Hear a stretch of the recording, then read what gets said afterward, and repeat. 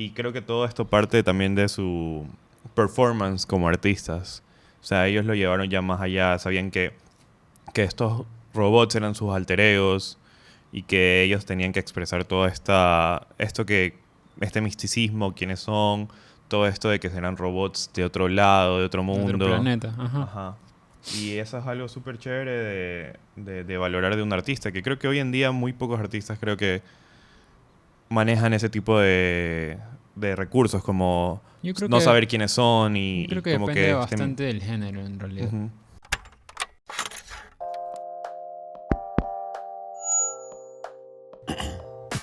Todas las profesiones requieren cierto grado de creatividad para resolver problemas del día a día. Y detrás de cada idea creativa existe un proceso. Es por eso que en Caro Sello buscamos explorar estos procesos. Porque somos curiosos y nos intriga conocer la forma de pensar de los demás. Y qué mejor manera de hacerlo que conversarlo con amigos y como amigos.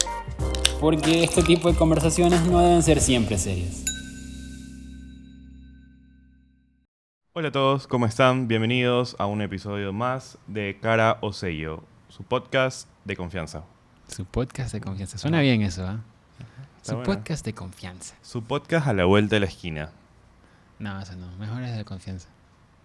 Dejémoslo así. Bueno, Sí. ¿Cuál es el tema de hoy, Pedrito? en Cuéntame. el tema de hoy vamos a hablar de Daft Punk, el dúo francés que es ícono de la música electrónica y también ícono del sampling, que pronto más adelante en el episodio vamos a hablar de ello. Sampling, música. ¿Qué sabes de Daft Punk, amigo? Tú que eres un músico profesional. Quisiera decir que soy músico profesional, pero llego a lo mucho aficionado y por ahora la música es un hobby nomás. Postproducción, por favor, poner música triste de fondo. Bueno. Oye, Lo más en el chistoso- episodio pasado Sí, dijiste eso y no había nada. El episodio de pasado, postproducción. postproducción, no quise hacer caso. Pero es que tú eres postproducción. Y lo peor es que yo soy postproducción, pero en realidad postproducción se olvidó. Solo le mandó el render al episodio y se olvidó. Vamos a poner un zapato aquí y no hubo nada. Perdón, esta vez prometo esmerarme un poco más. Pero bueno, Daft Punk para mí personalmente cubre un rubro importante dentro de la música porque creo que mi primer recuerdo de música, o sea, de estar yo consciente de esto es música, es estar en mi casa de chiquito, mis hermanos me estaban cuidando, ellos ponían MTV y salía el video de El buen One More MTV. Time, cuando era el buen MTV. Sí, cuando veías los músicos, cuando veías los videos musicales de los artistas. Sí. Y salió el video de One More Time y yo estaba demasiado impresionado. Sí, realmente tiene muy buenas rolas y han sido rolas que son trascendentales porque hoy, en la actualidad, 2022, seguimos escuchando su música. Y hay personas que a veces ni siquiera las relacionan con Daft Punk por la ignorancia, ¿no saben? Sí, solo la conocen como una canción que estaba en tendencia en principios de los 2000 Sí. y eso, pero sí. Lo que me parece interesante de este dúo francés es cómo ellos manejaron en su momento el tema de la fama y todo esto de aquí.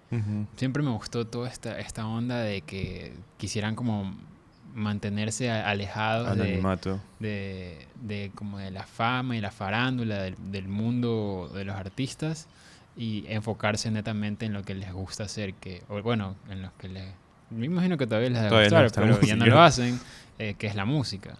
Sí, a mí me impresionaba bastante como este misticismo que había detrás de ellos, como que el trip de las máscaras, de que ellos se consideraban robots en toda esta faceta con las máscaras de robots. Tenía una conceptualización muy bacán, la verdad. Sí, y era como, o sea, de lo que yo sé y he leído es que ellos querían que el producto que ellos hacían, su música, era la que hablara y no tanto ellos figurar como estrellas o superestrellas, Ujú. sino que más bien sea su música la que hable acerca de todo esto que ellos hacían. Y que creo que pone como que ya dentro de... Los pone a ellos también como un ente místico de la música, ver a los robots y todo esto, ver como que todos los videos que hacían. Es como que ya son leyendas de ellos. Como que tú piensas en Daft Punk y ya son leyendas de la música electrónica. Tú piensas en Daft Punk y creo que la primera imagen que se te viene a la cabeza son las máscaras de robots. De robots. Que, por cierto, me parecen del hijo de puta. Son geniales. Yo recuerdo que Yo siempre quise uno. en el 2014 yo buscaba en eBay para comprarlas. Hasta en el colegio. El Pedrito del 2014 Ajá. era una rata así viendo en las computadoras. En 2013 o 2014 que salió el Random Access Memory, que es su último álbum. Que también súper bueno. Ganó varios Grammys. No digo que el Grammy sea como el estándar. el estándar de excelencia, pero ya te dice algo de la calidad del artista. Y bueno, hablando, ya ahondando un poco más como que sobre Daft Punk, algo que muchas personas han notado y hoy en día como que con la globalización de las noticias y las cosas es que muchas personas se han dado cuenta de la forma de trabajar de Daft Punk, que es a través del sampling. El sampling es cuando tú... El sampling, amigo. Yo que no soy el experto musical voy a hablar un poco. Quizás no le esté diciendo en su totalidad bien como qué es, pero el sampling es cuando coges un extracto de una canción conocida, una canción que ya existe, y la usas y la arreglas o la cambias de cierta manera para usarla dentro de... La modificas para usarla dentro de tu track o tu canción. Ajá. ¿Estoy bien con ese concepto? Sí, va por el camino correcto. Que hoy por hoy es un recurso, Estoy buscando otra palabra para recurso. Yo lo veo bastante como un tipo de collage musical, un collage auditivo. Tú lo ves en plano de diseñador gráfico. De diseñador, de artista, lo veo como un collage porque son trozos de canciones distintas. De hecho, One More Time tiene bastante distintas canciones de los 80 y 70s. De música como disco de Sound, Fire and Wind, que es una banda súper conocida de los 70, que era súper groovy, súper funk. Y ellos cogen bastante de esta época para hacer, por ejemplo, el disco de Discovery, que es en el que está One More Time. Excelente disco, véanse todos los videos. Eso es algo chévere, paréntesis. Todos los videos de Discovery están conectados, es un anime. Es una película de anime, se llama Interstellar 5555. Es más o menos como lo que hizo The Lumineers con uno de sus álbumes, no recuerdo bien ahorita cuál, que también los videos de sus canciones estaban conectados y contaban una historia. Sí. Es un recurso chévere como para darle una conceptualización más profunda, más fuerte a todo un álbum de canciones. Sí, y es algo que, o sea, por ejemplo, este tipo de cosas son cosas que a mí me atrae bastante de un artista, porque para mí es algo que él le puso más cabeza más allá de lo normal que es sacar un video y ya, sí. Sino que fue más allá. Por eso te digo, es como el nivel de conceptualización que tienen los manes es muy bueno, es muy chévere, porque no solamente se enfocan en hacer la música, que es algo que hacen demasiado bien, sino que también piensan en estos otros ámbitos, estas otras áreas que también se involucran al momento de producir un álbum de canciones. O sea, tienes el tema de los videoclips, tienes el tema de las giras mundiales, tienes el tema del performance o del show en vivo. O sea, yo no sé si has visto, me imagino que sí, los conciertos de los manes y los sets, el diseño del stage que tienen. Sí. Y con las luces y el juego de luces y todo esto aquí es impresionante. De hecho, ellos solo han tenido 2 giras mundiales, que fue una en el 2003 y la otra fue en el 2007. Que creo que la del 2003 es la que responde al álbum de Alive, ¿o no? Ajá. Sí, ¿no? Ajá, sí. Ajá. Sí. Es genial el show, todo lo que crean. Y creo que todo esto parte también de su performance como artistas. O sea, ellos lo llevaron ya más allá. Sabían que estos robots eran sus alter egos y que ellos tenían que expresar todo este misticismo, quiénes son, todo esto de que serán robots de otro lado, de otro mundo. De otro planeta. Ajá. Ajá. Y eso es algo súper chévere de valorar de un artista, que creo que hoy en día muy pocos artistas creo que manejan ese tipo de recursos, como no saber quiénes son y creo que como depende bastante del género, en realidad, desde mi punto de vista. Claro, porque existía Deadmau5, que también, o sea, existe Deadmau5, no sé si sigue haciendo música, pero que también no sabían quién era y tenía esta máscara de ratón. O Marshmallow. O Marshmallow. Ajá. No sé, la música electrónica no es mi fuerte. Ujú. La escucho de vez en cuando en un rave, en una fiesta. Mi pan del raver. Y a veces sí como por escuchar, o sea, por placer, en el día a día, pero no es un género en el que he incursionado mucho, la verdad. Tiene sus cosas chéveres, tiene sus cosas que realmente no me gustan mucho, no me agradan, pero yo creo que en tema de música electrónica, Daft Punk es uno de los referentes principales porque agarrándose de este concepto de ser como disruptivos en todos los niveles, o sea, no solamente en la música que hacen, sino en su filosofía de cómo se comportan frente a los estereotipos de lo que es ser un artista musical, con todo este tema de que tratan de mantener su anonimato como personas y como que ir en contra de estas corrientes un poco mainstreams, por así decirlo, de una vez que un artista coge fama, la gente sabe quién es, lo ubica de cara, todo esto de aquí. Ya, yo creo que justamente por esas razones es que creo yo que Daft Punk es uno de los referentes principales a nivel de música electrónica. No digo que sea el más importante ni Obvio. como que el más trascendental. Eso ya queda a decisión de cada uno, como lo quiera ver, pero para mí es uno de los principales. Sí, yo creo que como referente también esto que hablamos del sampling es algo que a partir de que ellos lo comienzan a difundir, porque obviamente muchas otras personas ya lo habían hecho antes, usar los synthesizers, añadir las cosas a la música. Synthesizers, de la palabra sintetizadores en el español. y coger canciones de los 80 es algo que lo hace también Kanye dentro del rap, que también es conocido por eso. Pero creo que eso es como que de ahí vamos a hablar, de coger de nuestro tema principal de hoy, que es el arte de robar. Es cómo saber robar. El arte de robar suena fuerte, suena polémico. Eso. Suena como Ocean's 11. No, es que, a ver, en estos últimos días que estamos grabando esto, ha sucedido muchas cosas con muchos emprendimientos.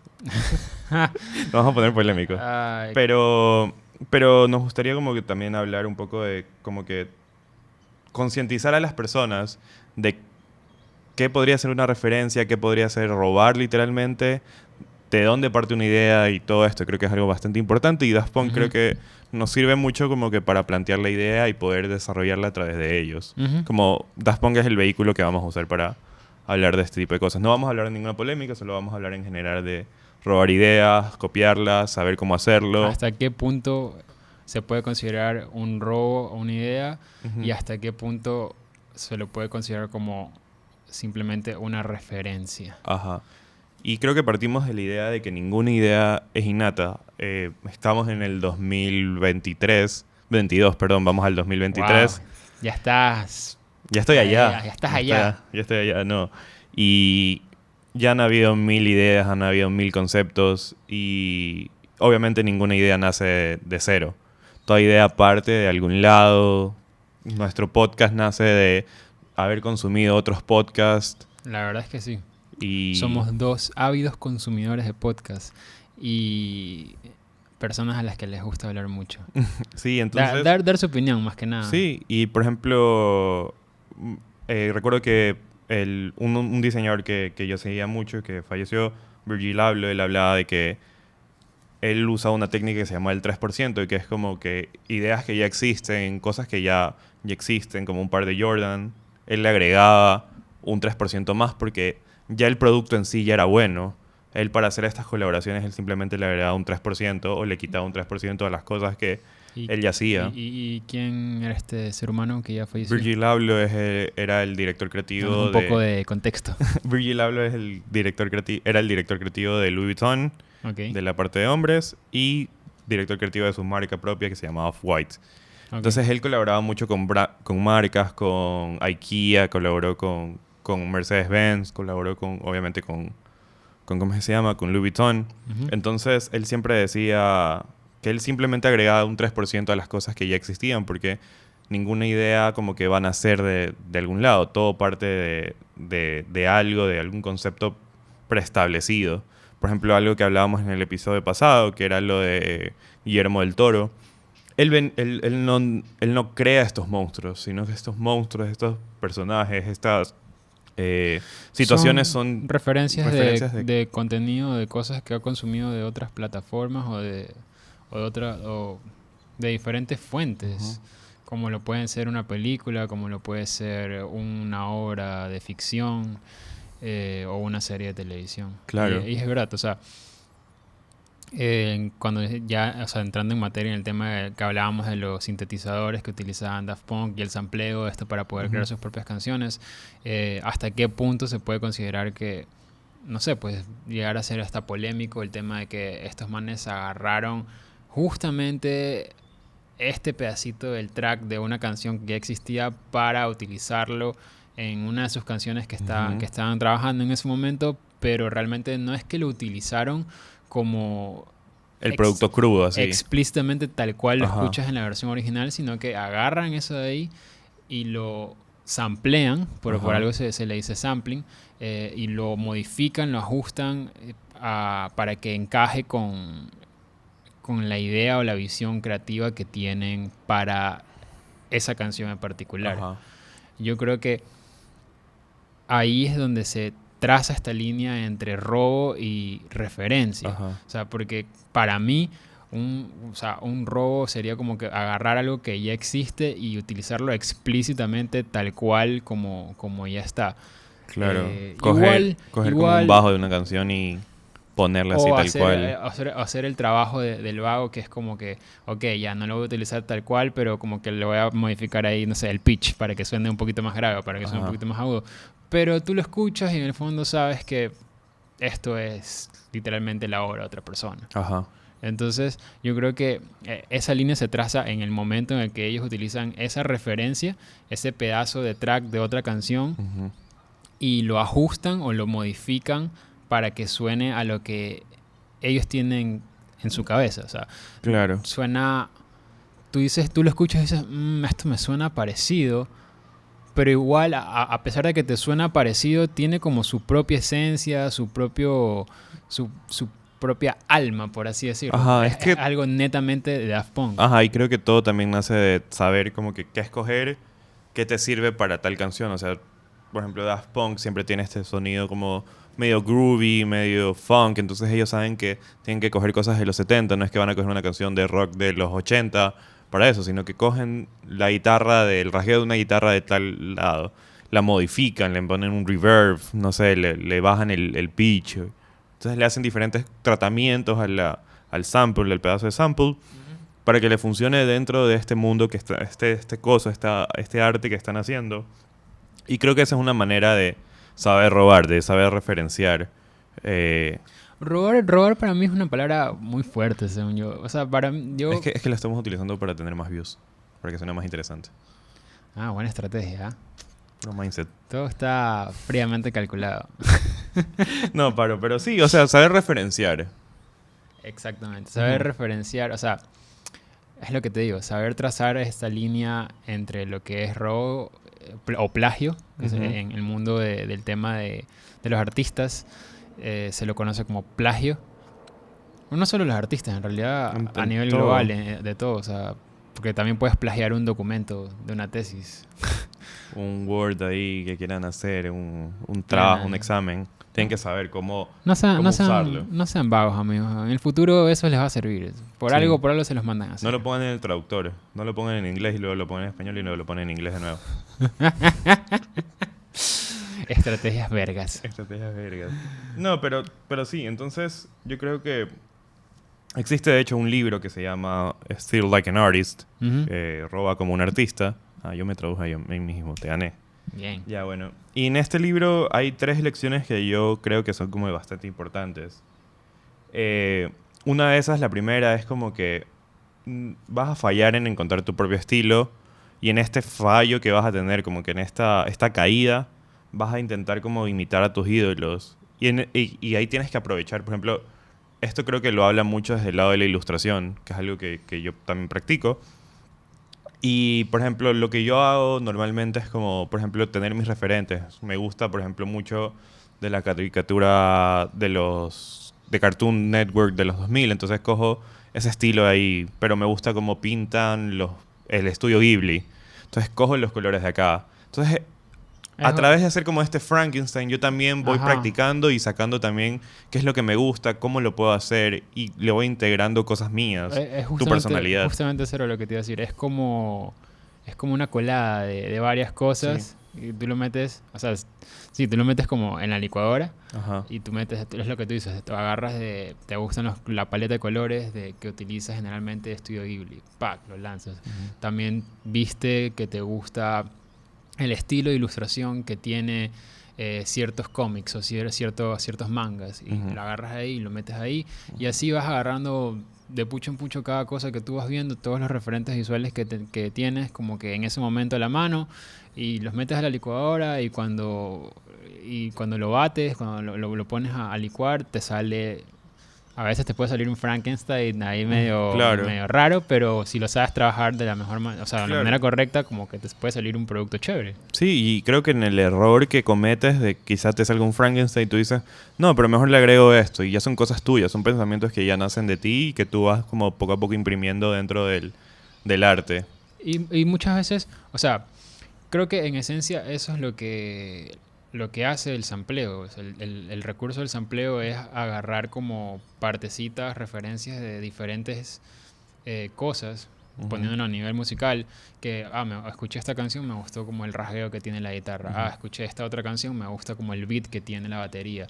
Me gustó esta otra canción, me gusta la línea de bajo que tiene. Y así vas agarrando y vas como formando tu propia cosa que a la hora termina siendo la canción que escuchas en tu reproductor de música preferido o en tu servicio de streaming preferido.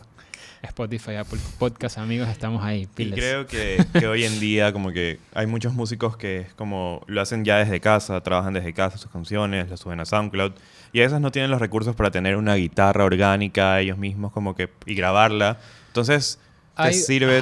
Justo ahorita que mencionas eso ahí, ahorita en el 2022... en el mundo tan globalizado en el que estamos viviendo, hay demasiada accesibilidad a todos estos recursos. Entonces, muchos de los productores musicales, de los ingenieros de sonido independientes, que no trabajan particularmente para un sello discográfico o una compañía, tienen que recurrir a estos recursos o a este recurso del sampleo para poder crear las canciones que crean. Entonces... yo creo que ahí está también yo creo que Daft Punk, de hecho, marca como ese punto de partida de poder utilizar el sampleo para poder crear cosas increíbles a nivel musical, siendo... O sea, sin necesidad de depender de... tener un músico específico que toque esta cosa o cosas así. No, sí, y también lo que quería agregar era como no depender tanto de lo que te pueda ofrecer una compañía musical o un sello discográfico, que a veces también pasa que tienen, o sea, estas compañías tienen como que sus propios bancos de recursos que son chéveres porque son cosas a las que tú normalmente no tienes accesibilidad, pero ahí es donde entra como que lo crucial de Daft Punk. Yo creo que, como te decía, marcan un punto de partida para que todos estos productores, todos estos músicos de ahora, del 2022, o de unos años para acá, estén haciendo lo que están haciendo con el tema del sampleo, como que creando cosas increíbles a nivel musical. Sí, y por ejemplo, algo que yo he visto ahora mucho es como que ya las personas lo hacen descaradamente y simplemente, por ejemplo, en el tema de ilustración o diseño gráfico, simplemente cogen una cosa, le quitan dos cosas y ya piensan que ya es de ellos. Pero no se toman el trabajo de poder, por ejemplo, algo que yo hago mucho, y no me estoy poniendo como un referente, pero es como que un ejercicio que yo realizo y que creo que le puede servir a cualquier persona, y es algo que yo he aprendido de otros maestros, de otros artistas, o viendo en internet, escuchando cómo ellos hacen su proceso. Y es como, por ejemplo, compro o busco PDFs de distintas películas animadas. Por ejemplo, compro el libro de Cómo entrenar a tu dragón y me pongo a dibujar cada uno de los dragones y veo y digo como que, puta, esto me sirve. Esto de acá me funciona. Me gusta cómo este man como que usa la forma para distinguir cada uno de los personajes. Entonces... es como en esa esa atención al detalle que solamente lo obtienes una vez, o sea, una vez que estás como ahí practicándolo, como Ajá. que haciendo el paso a paso, Ajá. que es justamente lo que tú dices ahorita. Sí, que es diferente a simplemente cojo y copio, sino que es cojo, lo uso, lo analizo, le doy su tiempo y de ahí como que saco mi producto. Hay un trabajo de por medio, que eso ya le quita el hecho de robárselo, sino que lo estás referenciando, lo estás Ujú. utilizando como un punto de partida. Ujú. Porque como decíamos, ninguna idea nace de la nada y es entendible. Estamos en 2000 y pico, hay más de 1000 ideas, más de 1000 conceptos afuera. Estamos en constante crecimiento y todo el tiempo están saliendo nuevas cosas. O sea, y las tendencias se actualizan cada 5 segundos. Entonces, Ajá. creo yo, y me atrevo a decir que tú también piensas de la misma manera, que es muy difícil decir que algo fue creado desde cero, Se Ujú. podría decir que algo fue creado desde cero en el sentido de que viendo tu producto final, independientemente de cuál sea, tuvo un proceso que tuvo un inicio, tuvo un desarrollo y tuvo un final. Entonces, si lo ves como que desde esa perspectiva, puedes decir, sí, lo creé desde cero, pero no es que es algo que no existía en el planeta, en el Ujú. mundo, no existía y tú lo creaste y ahora es el boom. O sea, Ujú. creo que todavía puede pasar. Siempre hay la posibilidad de que ese tipo de situaciones se den, porque como ya te digo, estamos en constante crecimiento, la tecnología ha avanzado un montón, hay un montón de investigadores, de científicos y todo lo que sea, que están en constante aprendizaje y viendo como que descubriendo cosas nuevas. Por ese lado chévere, pero es como complicado decir esto es algo que jamás antes había existido y que Obvio. ahora yo lo creé. Sí. Porque siempre partes de una o varias referencias. Sí, profesores míos me han dicho como que yo he ido a presentar logos o marcas y en el camino a yo ir a hacer la presentación, literal me he topado con el mismo logo y me he tenido que regresar a, a rehacer las cosas y decirle al cliente, ¿sabes qué? Me pasó esto. Porque consumimos tantas cosas, estamos como que con tantas pantallas, tantas cosas, que hay cosas que quizás no lo consumimos como directamente, como ahorita viendo la compu, sino que algo inconsciente, o algún concepto, alguna cosa, alguna idea, y simplemente la tenemos ahí, la reproducimos como nosotros, nuestra mente lo tiene ahí. O algún Y sonido. O algún sonido, ajá. Punk.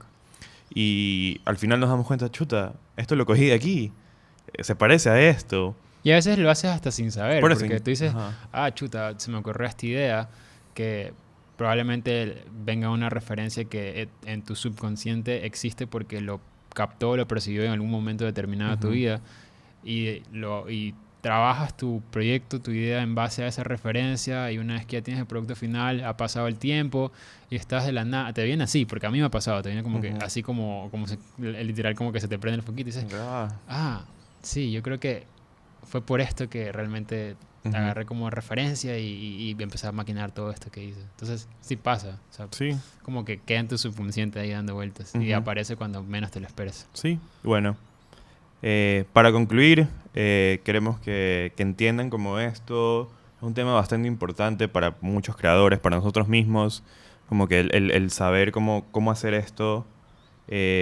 porque te vas a topar con alguna persona que en algún momento va a criticar tu trabajo y tú tienes que saber de dónde partes, cómo hacerlo y cómo refutar eso de una manera buena.